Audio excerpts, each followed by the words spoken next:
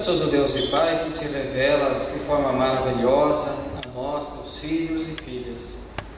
E hoje nós estamos aqui para, mais uma vez, refletir a respeito da tua ação bondosa em nossa vida. Por isso que teu Santo Espírito abençoe nesse momento cada um de nós, nesse meditar, para que os nossos corações exultem e alegrem e louvem o grande Deus, o Todo-Poderoso, o nosso Deus. Por amor de Jesus nós o pedimos. Amém.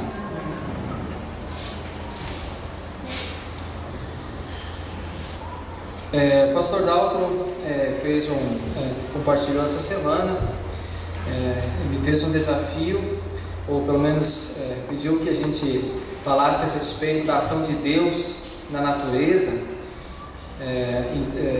E o desafio é de falar a respeito desse assunto em apenas 2h30. Então conversei com alguém e disse que isso vai até 1h, 2h da tarde, tá? Vocês viram que vocês não acreditaram, né? Mas é certo, não é isso não. Mas o desafio é realmente falar a respeito da ação de Deus em nossa vida, através da natureza. Não sei se vocês têm o costume de parar e meditar a respeito das coisas que estão à nossa volta, mas hoje nós temos oportunidade para isso. Nós somos acostumados, treinados e induzidos a olhar para a tela do computador, do celular, baixar a cabeça, preocupados com as nossas atividades, nossos compromissos, e sequer nós olhamos para as flores, quando tem árvores, pássaros. Pior ainda é olhar para cima, olhar para o céu, porque facilmente podemos cair no buraco que a prefeitura deixa em nossas nuvens. Mas enfim, eu gostaria de convidar vocês então para abrir as suas Bíblias no Salmo 19. Salmo 19. Salmo 19 é o Salmo de Davi, ao regente do coro.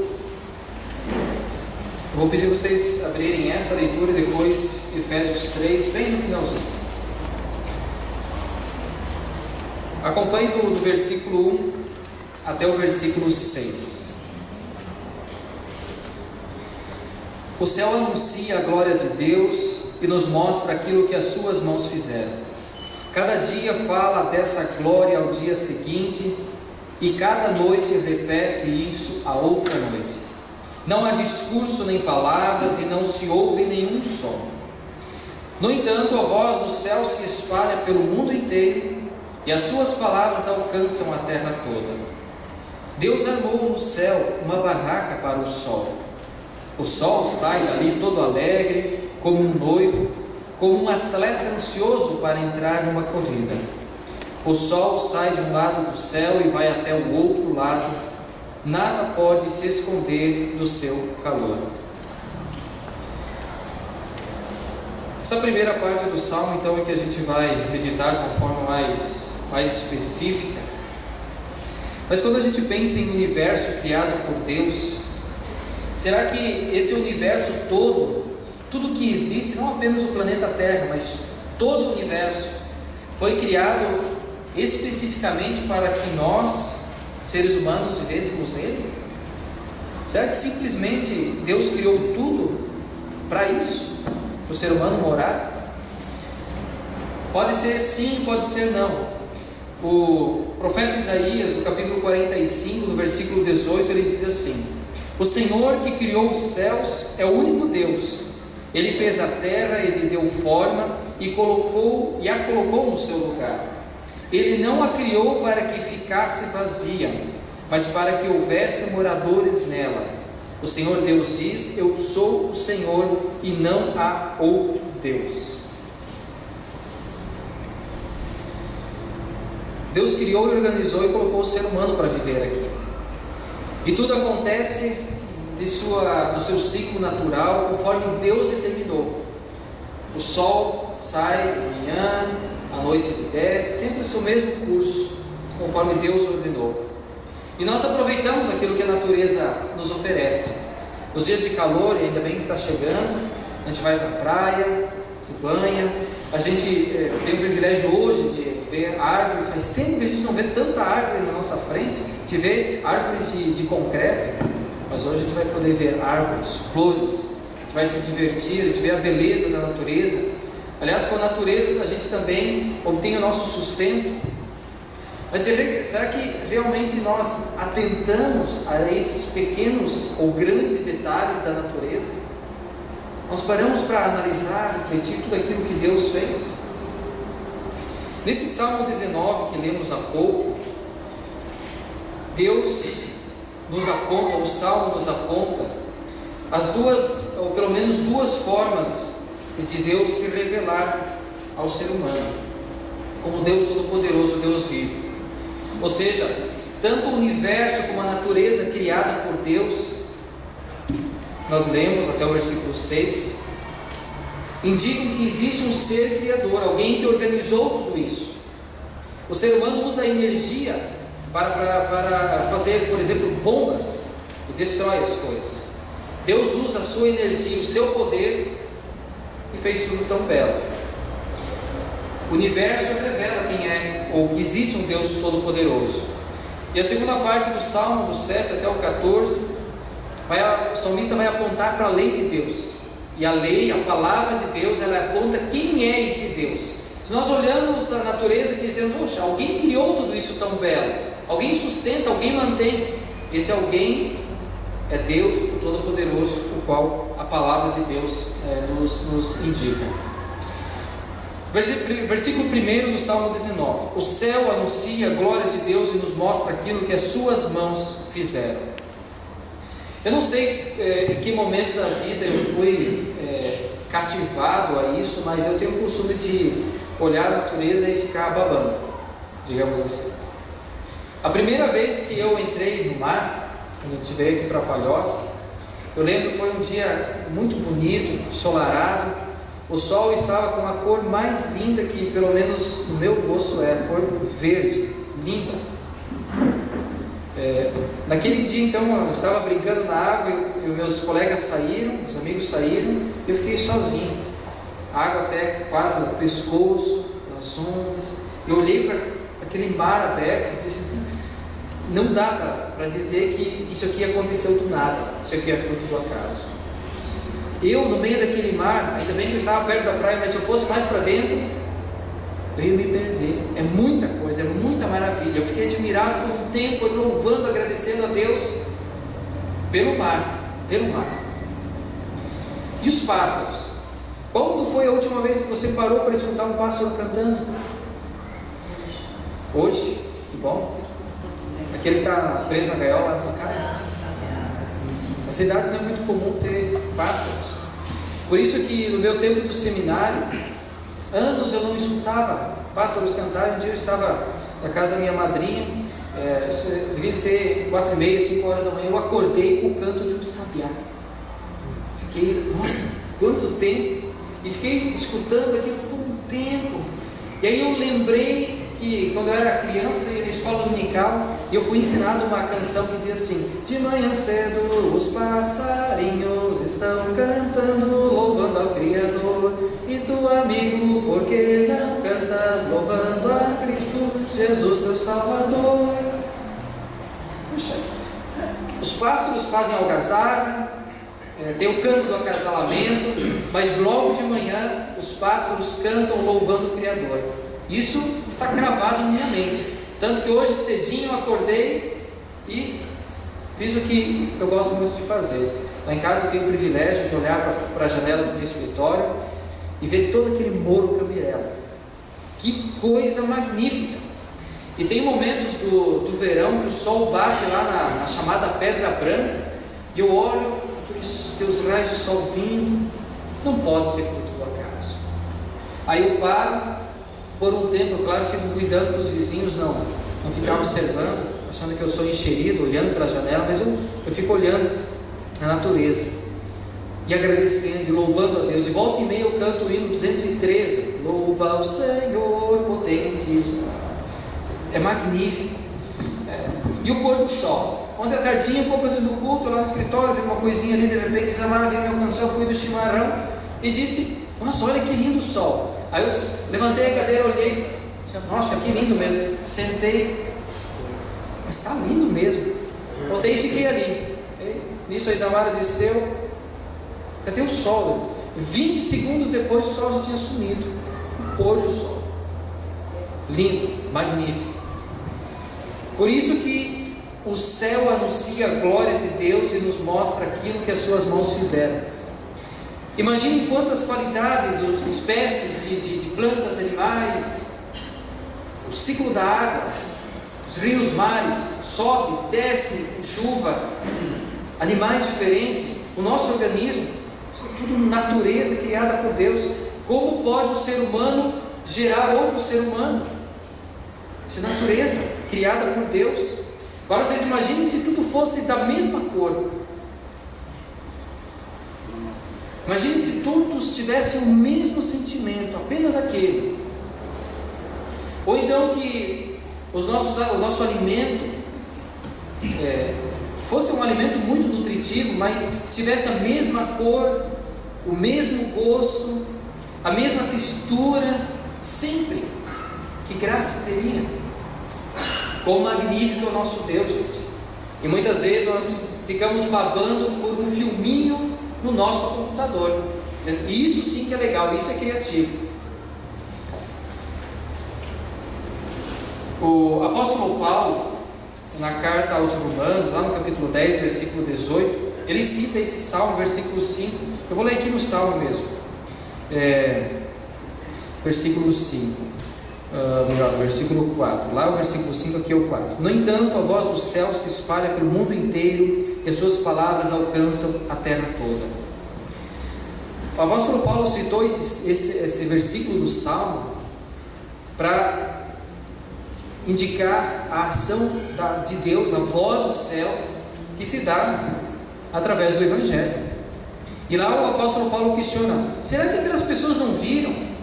Será que aquelas pessoas não ouviram? Não sentiram? Ele está em mente, está na mente a natureza criada por Deus, que revela o Deus Todo-Poderoso, e essa voz do céu, ou a voz de Deus, essa voz do céu que proclama a grandeza do Todo-Poderoso. As pessoas não perceberam? Eu nunca ouvi falar de Deus. E a natureza que está na tua frente? Ou seja, tanto o céu quanto a natureza, o universo e a palavra de Deus são testemunhas de que existe Deus. E Deus não apenas nos colocou aqui para viver, mas Ele colocou a natureza para nos sustentar ao seu mandato e para servir de testemunha, nos fazer lembrar de que Deus existe, Ele está aqui. Tão certo como o ar que eu respiro, Deus está aqui. Mas com o passar do tempo as pessoas morrem, quer dizer, as pessoas nascem, depois morrem, a gente passa, mas a natureza permanece, a glória do Senhor permanece. Um vê, depois o outro vê. E nesse dia que nós estamos para comemorar 53 anos da congregação, da Comunidade Concórdia, e os 4 anos de dedicação do templo lá em Palhoça, nós temos o privilégio de estar aqui em meio à natureza. Nós temos também a palavra para nos alimentar e mostrar quem é o Deus Todo-Poderoso. Nós temos também a natureza para mostrar que existe o Deus glorioso que inventou, que criou tudo isso. E eu lembro mais, a palavra de Deus diz que a natureza, ou pelo menos mostrou, testemunhou a divindade de Jesus, quando as águas do mar sustentaram os pés de Jesus quando Ele andou sobre as águas. A natureza obedeceu a Deus, dando exemplo para nós desobedientes, quando Jesus disse para o vento e o mar: silêncio, e eles se acalmaram.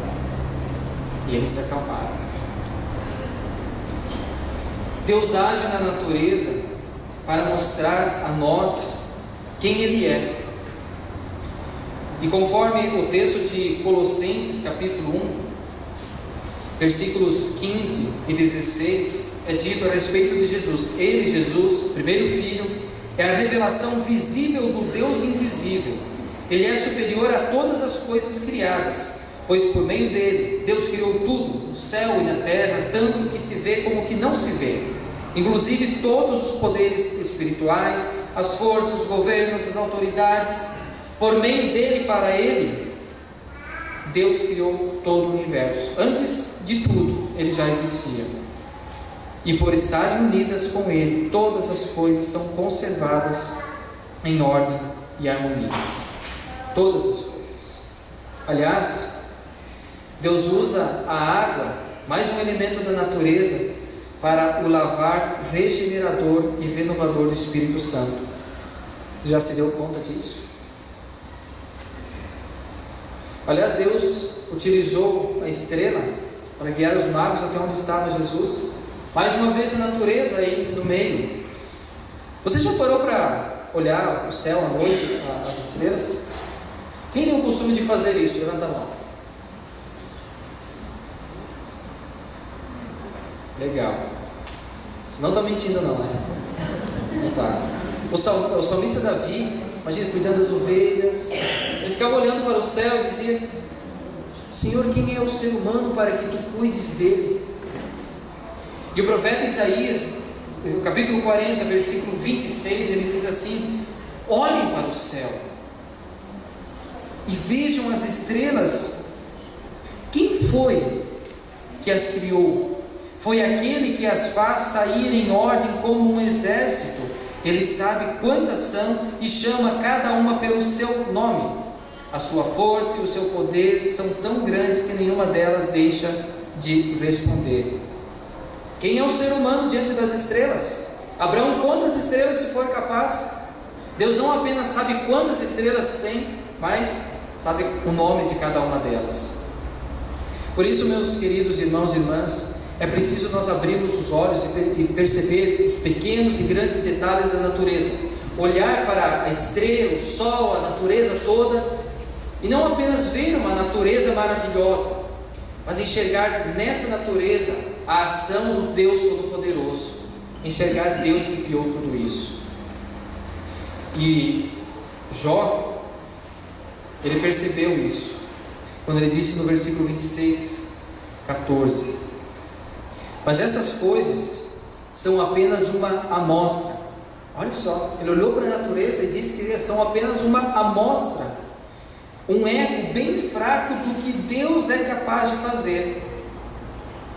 Quem pode compreender a verdadeira grandeza do seu poder? Quando eu li esse versículo, eu estremeci. Se eu estremeci lá dentro do mar, olhando tudo aquilo, eu quero só ver o que Deus é capaz de fazer ainda. Não é à toa que o livro de Apocalipse, capítulo 4, versículo 11, diz assim: Senhor nosso e nosso Deus, Tu és digno de receber glória, honra e poder, pois criaste todas as coisas. Por Tua vontade elas foram criadas e existem. Abra em Efésios capítulo 3, por gentileza. Nós vamos concluir. Efésios capítulo 3. Hoje nós estamos celebrando o aniversário da congregação, estamos nos preparando para a assembleia de logo mais, onde vamos pedir que Deus abençoe o decidir diante das atividades da nossa missão. E a gente olha para trás nesses 53 anos de comunidade evangélica luterana Concórdia. A gente olha para pelo menos os 4 anos que eu estou aqui entre vocês, na Missão Palhoça. Quanta coisa boa Deus fez, quantas coisas grandiosas, maravilhosas. E o que será que Deus ainda pode fazer? Quantas bênçãos nós percebemos e quantas nós nem sabemos. Quantas sementes da palavra, quanto testemunho nós, em nome do Senhor, anunciamos. Pessoas não vieram para a nossa igreja, mas foram recebidas por Deus em seu reino, coisas que nós nem percebemos. O que Deus pode ainda mais fazer? Vamos colocar em pé e fazer a leitura em conjunto. Efésios capítulo 3, versículos 20 e 21. Quero junto com vocês finalizar esse momento de reflexão, essas minhas 2h30 que eu estou falando. Obrigado por ninguém dormir.